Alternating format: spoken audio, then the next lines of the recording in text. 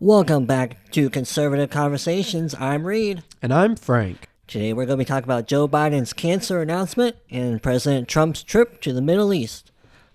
And before we get started, I'd like to remind you to please follow us on your favorite podcast platform and subscribe to our YouTube channel. And if you'd like to hear extra content, become a paid subscriber to our podcast host, Red Circle. Alright, so to start it off, we're going to talk about some of the breaking news that came out over the weekend about the former President Joe Biden. He had announced that he has, what kind of cancer was it, Frank? Stage 4 prostate cancer. I couldn't remember if it was colon or prostate. But yeah, that's it's unfortunate to hear for him. Hopefully he's can remain in good health and overcome Yeah, we it. certainly wish him well. Yeah. But some of the big controversy is that people have pointed out he had a slip-up a couple of years ago where he had already said he had cancer. Yeah. I don't know if a lot of people remember that, but he did. You can find the clip. It's the one where he's talking about how he'd wake up in the mornings, and the oil from the local factory would collect on the windshield. And he said, and that's why me and so many of my friends and family who grew up in that area all have cancer today. Yeah. And he even got pressed on it back at the time. You'd have to go back and find the tape, but somebody even said, are you saying you have cancer? So he's been pressed on this. And then, it does sometimes happen. Right. But somebody as monitored, you'd think, as the president, I don't think you just wake up one day and just suddenly have stage 4 cancer. Right. There's something kind of fishy about that, too. Mm-hmm.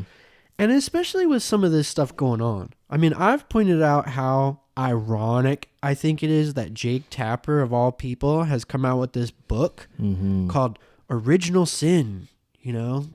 What's its full title? I can't think of it, but it's something about the Biden desire for power or something like that. How he wanted to stay in office. I don't know. Right. But it's a cover-up. The Biden cover-up. And it's just so ridiculous to me. Because, like I just told you before we came on to air here, if you remember back, Trump was on it. Now, everybody remembers the part where he's at the debate. And he says, I don't know what the hell he just said. And quite frankly, I don't think he does either. Yeah. Everybody remembers that. And everybody says, oh, that's when they realized that Biden was so bad. Well, no. It was being called out in real time by real people. You know what I mean? There were real critics. People were very critical of Biden. I've always said, no disrespect to a very old man, but he always was kind of he got in trouble for plagiarism. Right. And he's just kind of a loud braggart. Yeah. Who doesn't actually have the qualifications and stuff he says. Remember that old clip of him getting into it with that journalist, and he's like, I graduated the top of my class, and I was, I went from the bottom to the top 3 within a 2-month turnaround period, and I ended at the top of my class, and that was all a lie. Yeah, and that's the type he is. He'll just scream a lie in your face, and mean it. That's what I don't like about Biden. I don't think he's actually very bright. And I think that's where he comes from, is just, I'll beat it down your throat, you little punk. Right. Listen, fat. Exactly. Yeah, that's a classic lie. I know. Right? That kind of, the way you phrased it, beat it down your throat, punk, makes me think of that old line where he said he was going to take Trump out back behind the shed or the barn or whatever. Well, it makes me think of a bunch of stuff. Yeah. You have to know his real history. And, if we're going to talk about him, this is how I've always felt. I think you should tell the whole truth. He studied under horrible Democratic leaders, just as Hillary Clinton did. Remember? They were 2 of the most prominent Democrats featured at You remember? Could you tell me who I'm going to say? Robert Byrd's funeral. Yep. It all goes back to that. Yeah. The man who had the longest filibuster. This was a history question for a long time. He set the record for the longest filibuster during the 1964 Civil Rights Legislation Act. So come on, tell me. You can trace it right back. It's the same Democratic Party it's always been. Right. Yeah. We have talked about before how all this, news of the cover-ups and, alleged cover-ups, which not really all that alleged. It just seems like it's all, like, shocking to the people who are now telling us about it, like Jake Tapper himself. But see, that's what I've been saying. And, I started this year by saying I think that the media should atone. They should be brought to some kind of, accounting. Yeah. Because it's preposterous that Jake Tapper would write this book. Yeah. I mean, there's no way. It has been gaslighting the whole time. Right. I don't know what the hell's wrong with people. It's just like Joe Biden. They still want to look you in the face and say, "Well, I didn't know. I was looking over here. I was trying to focus on legislation at the time." Yeah, bonkers. Yeah. Right. I feel like I made this point the last time, but even if they really didn't, weren't, being told to cover anything up, they should at least still been questioning what was going on. Absolutely, and nobody did. Right. They just deny. Everybody was a lawyer. Yep. It's like... He's the most with it man. That's party politics for you, you know? When you just are blind to what's right in front of your face and you just say what the party wants you to say. Right. That's why people have turned away from the Democrats. I just wish people would... I don't know. It's just so crazy. Jake Tapper's going to make millions of dollars off this book. Yeah. I think they should be, I don't even know, brought up on criminal charges. They should certainly face some kind of accountability for the lack of their... They should lose their licenses or something. I don't think they should be able to broadcast. The media. They're supposed to help provide transparency from our government, but some of them out there, and some out there just don't seem to be. And what's so crazy is you have these people. Think of the Brian Stelters of the world with his Reliable Sources show. Remember that had to be canceled because he's a big fat doofus. Right. He didn't have reliable sources. It was all just the same as every other show on MSNBC where they just squawk. It was a squawk box. He was the reliable source. Yeah. Oh, yeah. He's such a reliable source. Yeah. Maybe if I wanted to know a good restaurant in walking distance, whatever.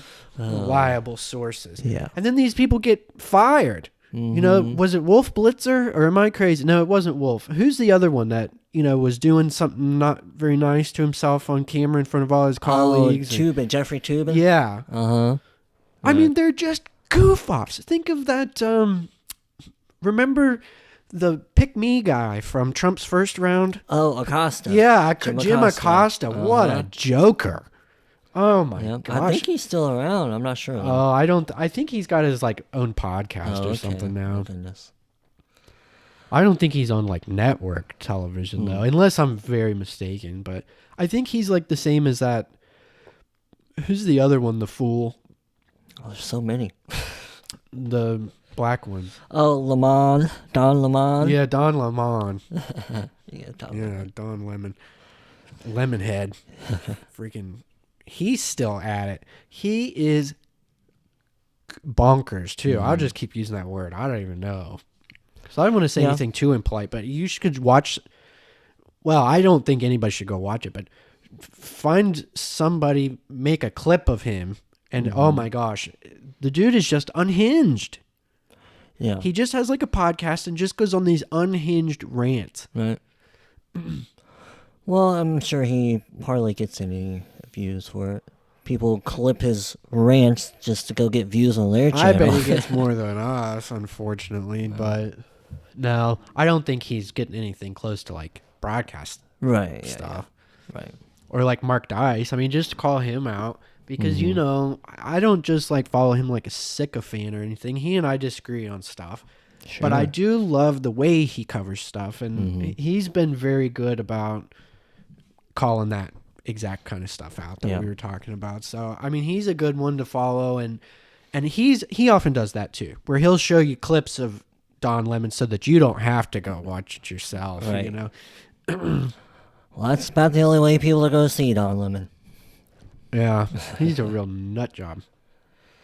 But, I actually don't think that Biden, not that I wish him poorly or anything like that, but just to throw it out there, while we're on topic, what brought us onto the topic is I actually heard that his stage 4 prostate cancer has metastasized and that it's in his bones.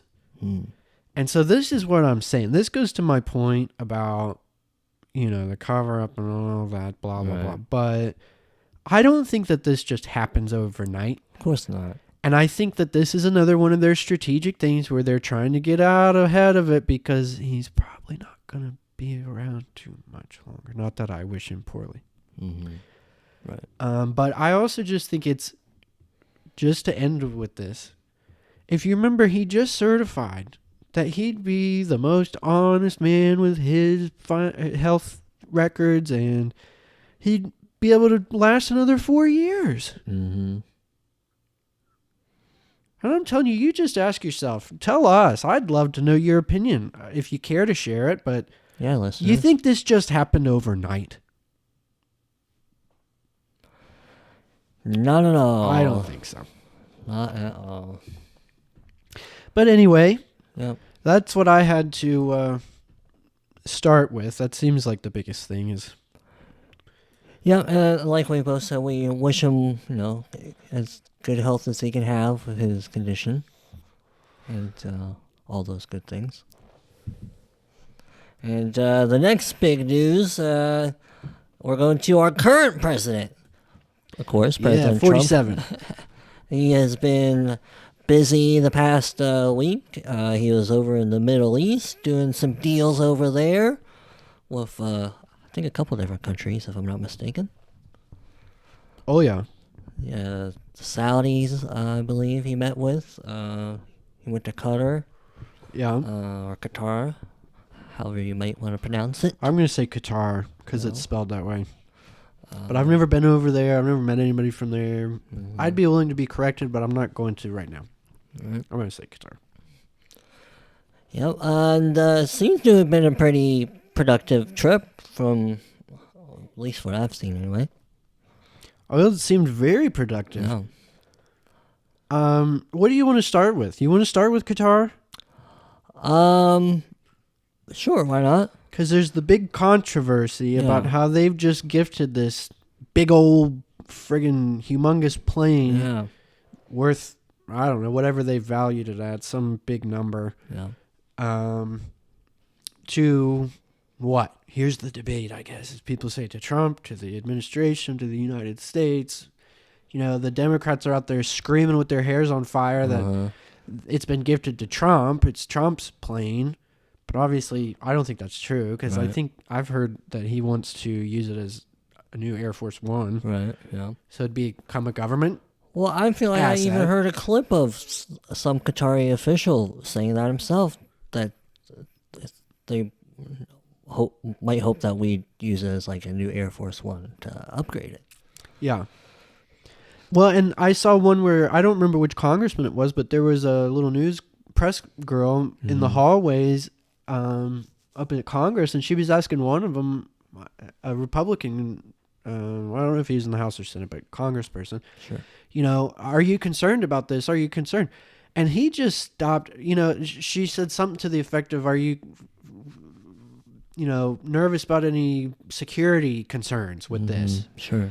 And he's like, if you think that we're not going to strip that plane and give it every protection like we would Air Force One, he said, then you shouldn't be doing this job. Right. And I thought that was so... I mean, that's how these idiots need to be called out. I'm sorry. Now, she was a young girl. I mean, as far as I know, I don't know. She could still be a super political active person. I'm just saying I don't know her or have any, foreknowledge or anything. But I do think, especially these ones who have such a... Just to touch back on the other thing, because it's just... They make me so mad. I just think these people should be called out. Should be put down and rub their noses in this stuff. Right. They're the fools. But anyway, I think he did a great job of doing that. And obviously they're right. They wouldn't protect the president. They're just going to, Right. I feel like that would be the case with any kind of, gesture from any country, even if it was an ally. I mean, I would assume so. Why wouldn't we? Because... Well, I've heard know somebody else hasn't somehow intercepted it from our ally and tampered with it? You never know. I mean, it just makes sense to do it. Well, and I've also heard it just flippantly thrown out there that, the Statue of Liberty was an expensive gift too. Yeah, I feel like I saw this silly story a couple months ago or whatever that France wants to take it back. Oh, yeah. Well, good luck. Yeah. But anyway... I saw a video that'll be in the show notes. You guys can check it out too. It's not a very long video. It's like 5.5 minutes or 6 minutes long. But it goes over why Qatar wanted to get rid of this. Mm-hmm. And I found this super interesting because I hadn't heard any of this. Our media, I don't think, does a great job of reporting things. They just rather make controversy out of everything and just... What do you call it? It's all just like opinion pieces and it's all reactionary, just crap, really. It's not good reporting. But so here's some good reporting. Qatar, they have one of the biggest airplane fleets in the world, their royal family does. Mm-hmm. For whatever reason. It's just like a hobby of theirs, something they did, whatever. They have this huge fleet of airplanes. Well, things are also changing, Sometimes these little airplanes are much more efficient and less costly and burn less fuel and all this kinds of stuff. This one is enormous. Right. It's very expensive to maintain. I don't have the exact figure. It might be in that video though. But a really interesting fact is that they've had this on the market for sale for quite a while. I want to say something like 2 years, but I don't want to be too wrong. But they've been trying to get rid of the thing and they can't. Right. So they're just getting it off their hands. They won't have to pay the expenses anymore. It's a gesture of goodwill.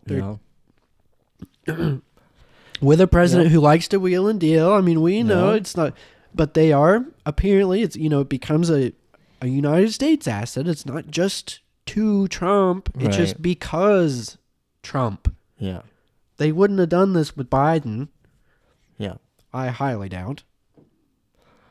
I would probably say that as well. I don't think it's that big of a deal. I mean, as we've already pointed out, I just treat it with some skepticism, just like you might anything else if you're giving it to our government. Right. And seems okay. Yeah. I feel like I was about to say something else. Oh, it's a Boeing plane. It's an American plane. Yeah. So I think there's a benefit to that. It's not like, it's a Qatari-built plane that's never even, been in America. Right. They bought it from an American company. So I think that had some benefit to it. They gave us tax dollars, basically, at some point for that plane. Well, and I also think it's interesting because I've heard that Trump has been complaining about that plane and that it takes so long for them to replace them. Yeah, the old one? Yeah. And that, so long to get a new one. Right. It's not like they just print the thing, 3D print one or whatever, but... Yeah. So it's kind of like it fits into his MO too. Mm-hmm. That it's serving three purposes. It's like you get the goodwill, you're doing the deal, you get the replacement plane. It doesn't come out of federal funds. Right. You know what I mean? Yeah. It's like kind of cool. Right. Actually. I'm not saying we owe Qatar or anything, but Sure. it's like easier to communicate when you have goodwill between two countries. Yep. Yep. At least for me, I'd say I don't have a problem with it until I've been shown a reason to have a problem with it. Maybe there's something that hasn't come to the surface that makes it seem not so good. But until then, I don't see what too big of a deal is. Yeah. I don't see it at all. Right. And one of the other things that I heard that's come out of the, Middle East trip is that a bunch of deals have been done. Mm-hmm. I don't know if they're peace deals, they might be, or, quasi peace deals. Some of them are quasi trade deals, investments. Countries have been, what do you say it? Guaranteeing that they're going to invest so much money. I mean, I don't know if it was all together or one country in particular, but I heard somebody's supposed to be putting in like $600 billion over the next couple of years. Right. I mean, this is big money to invest in factories, invest in whatever. I don't know exactly what they're investing in, but I figure it's part of his thing that he's been talking about and trying to get these things to, repatriate and have American manufacturing and have a good path towards this anyway, because 4 years goes awfully quickly. Yep, sure does. I think it's good to see some continuing progress with some of these trade deals and negotiations. Yep. That's part of what he was here to do. Yeah, and they're following it up. It's not just, we're going to play the lights on, lights off, tariffs on, tariffs off game. Mm-hmm. I think they really are working towards progress, towards long-term deals. Yeah, I mean, I think it happened after our last recording. They're already starting to, they didn't actually lower China tariffs, I think they were talking about doing it soon. Yeah, I saw. It was supposed to come down from 125 to like 35. 90? Oh, okay. There's on us. Oh, right. Okay, I see. Yeah. Yeah, that's what I heard too. Because I think ours was going to go from 145 to like 90 or something like that. I don't know. I'd have to look at that chart again, whoever put it up. But it was a good chart. Mm-hmm. But it's going to be significant. Yeah. So he's definitely making progress. So it's good to see him continuing to do that with some of our other allies. I saw the stock market rallied pretty high that day. I think the Dow Jones was up like 1,000 points or more. Yeah, definitely. But then I believe he was also supposed to go to Turkey. Was he supposed to go to Turkey? Because I know the news was that Vladimir Putin and Volodymyr Zelensky was supposed to meet in Turkey, but Putin did not show up. Huh. I can't remember if Trump was supposed to attend that meeting or not. I don't know. I'm not too sure about that part of it. I didn't see any headlines about that recently that caught my eye. Yeah, I think that was last week. I did see something about how some people were talking about how Netanyahu was not involved in any way, which I guess they thought was kind of interesting. Yeah, with some of the talks in like the UAE or Saudi Arabia, those areas. Yeah.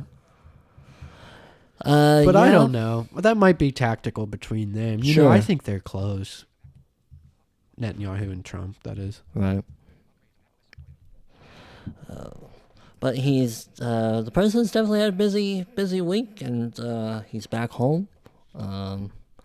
Hopefully, he'll be talking with some of the congressmen and senators this week, because they're supposedly going to have that big, beautiful bill done by Memorial Day.